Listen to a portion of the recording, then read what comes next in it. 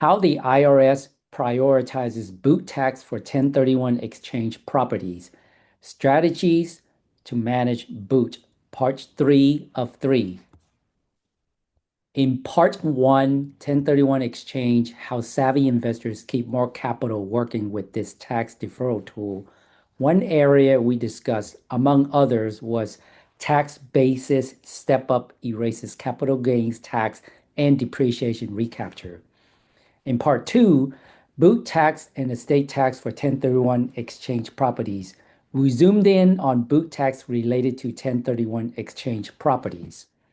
Here in part 3, we will wrap up boot tax issues. 1. How does the IRS prioritize ordinary income tax, capital gain, cash boot, debt boot, and non-like-kind property?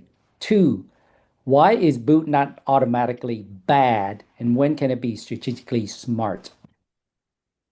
Disclaimer: all information shared in this article and in all blogs, case studies, and courses offered by the Ivy Group are for general education only, not as tax, legal, or investment advice.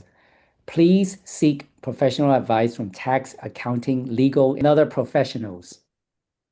At the end of part 2, we mentioned that sometimes the perfect tax deferral is not worth chasing. It comes down to whether you want to maximize deferral or optimize portfolio fit.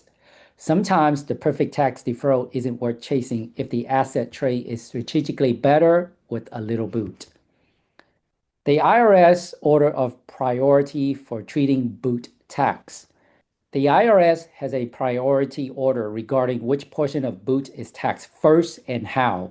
1. Ordinary income first, recapture.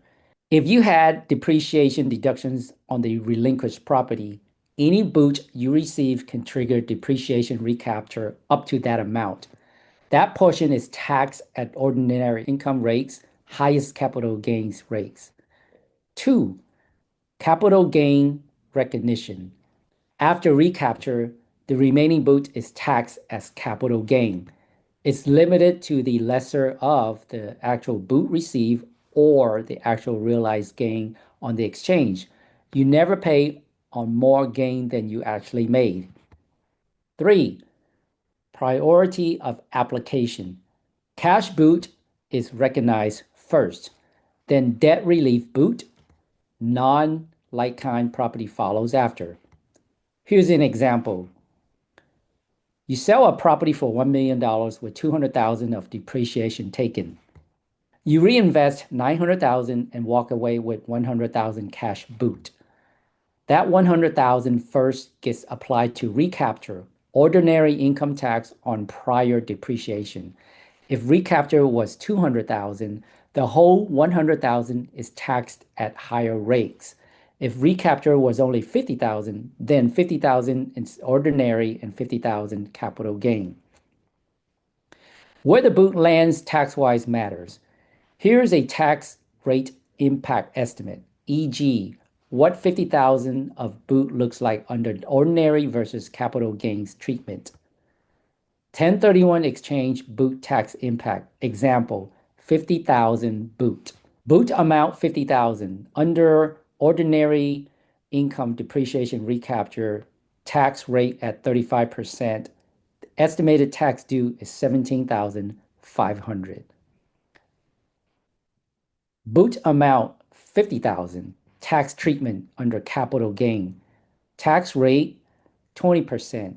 And remember, tax rate depends on each individual bracket. The estimated tax due is 10,000. The spread between ordinary versus capital treatment grows fast as boot increases. Strategies to deliberately manage boot. Avoid, take, and soften tax hit. Now we address when it makes sense to avoid boot entirely, when it's actually smart to take some boot, and how to soften the tax hit. When to avoid boot, maximize deferral. Match or exceed value. Buy a replacement property equal to or greater than what you sold, including debt. Offset debt with cash. If you're taking on less debt in the new deal, make up the difference by injecting cash at closing. Apply proceeds to qualified costs. Use exchange funds for allowable closing costs, broker fees, transfer taxes, title insurance, so they don't become boot. Avoid taking cash out. Even a small reimbursement at closing can trigger boot. When boot can be strategically smart, flexibility, or liquidity, better portfolio fit. Forcing yourself into a larger property just to avoid boot may not align with your investment thesis. Sometimes a smaller but strategically better property is worth paying partial taxes. The loss of some deferral is offset by flexibility gained. Tax timing. If you're already in a low income year or expect harvest capital losses, taking some boot may have minimal tax bite. Step up planning. If you anticipate holding until death and passing property to heirs, the step up basis may wipe out deferral gains anyway. So partial boot now might not derail the bigger plan. Liquidity needs.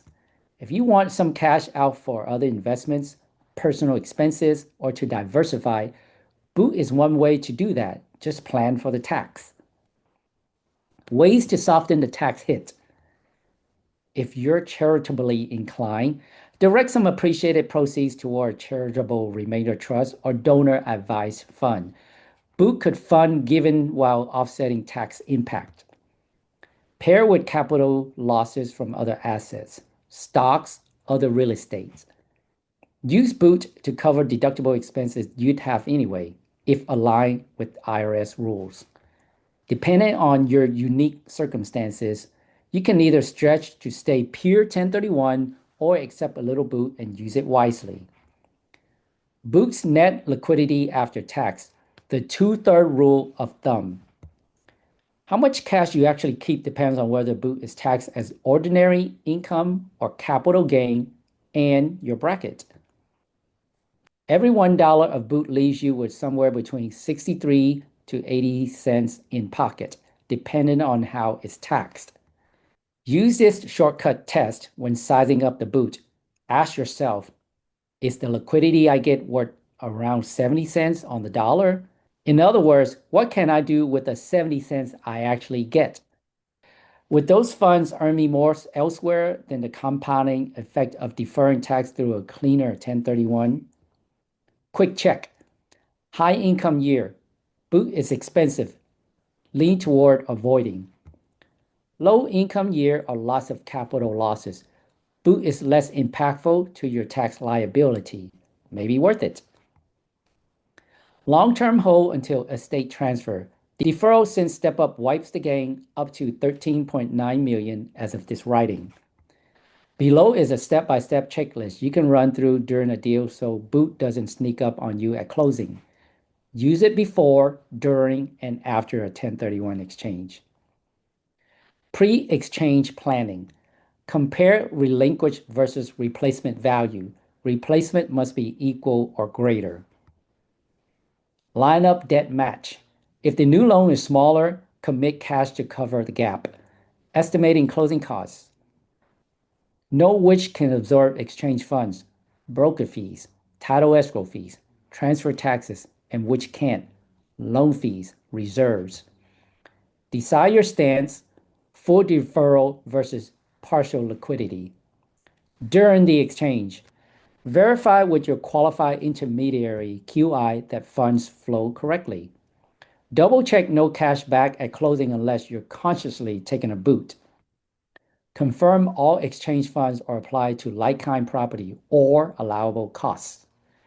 Track any non-like-kind property, including fixtures, equipment that might create boot. Post-exchange wrap-up. Review settlement statements with your tax advisor. Spot hidden boot, prorated rents, reserves, lender fees. Document the basis adjustments and depreciate schedule for the new property. Model the tax impact if boot occur, ordinary versus capital. Revisit whether the boot received aligns with your portfolio and liquidity strategy. Think of this as a guardrail. If you check every box, you either avoid boot or at least take it with eyes open. Consulting your tax advisor is highly recommended. Conclusion. The 1031 exchange remains one of the most powerful tools available to commercial real estate investors, but only when executed with discipline and the guidance of a seasoned commercial real estate advisor. Tax deferral improves cash flow that compounds your investment power, but it is rarely a one size fits all solution. The decision to avoid boot or pay for it in a wise way depends on your own priority and circumstances, such as the need for liquidity or flexibility, and your strategies to adapt, diversify, change portfolios in response to market conditions. It is best to navigate the strict IRS rules with experienced advisors, professional guidance due to the sizable financial stakes. To avoid an expensive misstep, it is important to work with experienced commercial real estate advisors such as the Ivy Group, qualified intermediary, tax advisors, and legal professionals to accomplish a seamless 1031 exchange. A commercial real estate transaction is a multifaceted process that involves factors such as investment insights, financing, alignment of properties with client-specific needs, market analysis, savvy negotiation, communication, tax planning, and other related areas such as accounting, law, technology, and engineering. Listing the rules is straightforward. Applying them to specific cases is more complex. In part two, we analogize it to playing basketball. Learning all the rules of the game won't get you anywhere. You need to practice over and again on the court. To win a game requires so many factors beyond experience: mental focus, teamwork, strategies, quick reaction, understanding the big picture, flawless execution, planning the details ahead. To learn how these 1031 exchange and related rules are applied in unique situations with moving targets and various puzzle pieces, you can access for a small fee case studies. https theivygroup.com/course-category/deal-structure-1031-exchange. About the Ivy Group. The Ivy Group specializes in commercial sales, leasing, and investment advisory across Fremont, Silicon Valley, and the Greater Bay Area. With over 100 years of combined experience and designations, including SIOR and CCIM, the Ivy Group provides strategic guidance for complex transactions in commercial real estate. Subscribe to the Ivy Group newsletter, https theivygroup.substack.com. When you need to sell, buy, or lease, the Ivy Group is ready to help you reach your goals with more than 100 years of combined experience and expertise. Contact us with your next real estate needs. Disclaimer: all information shared in this article and in all blogs, case studies, and courses offered by the Ivy Group are for general education only, not as tax, legal, or investment advice. Please seek professional advice from tax, accounting, legal, and other professionals.